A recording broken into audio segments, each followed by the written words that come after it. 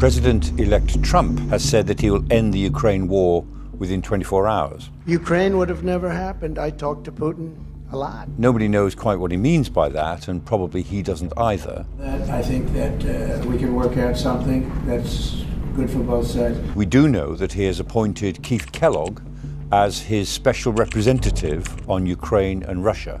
So, who is Keith Kellogg, and what do we think he thinks? Keith Kellogg is 80 years old, so he's not the youngest diplomat in the business, but he has a very distinguished military career behind him. He was a paratrooper. He served with the 82nd Airborne and the 101st Airborne, the Screaming Eagles. He was in Vietnam as a trooper.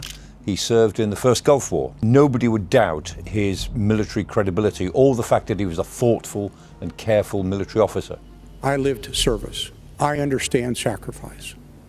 I know leadership. Keith Kellogg served in the first Trump administration. He was the National Security Advisor to the Vice President, Mike Pence. And for a while, he was acting National Security Advisor when Mike Flynn stood down from that role, and there was a gap for a little while. In April this year, he produced a report along with Fred Fleitz in which he looked at America and Russia and the war in Ukraine. And in it, although most of the report is actually an attack on the Biden administration, but at the end, he comes up with a series of recommendations as to what he thinks might bring an end, at least to the immediate fighting in Ukraine.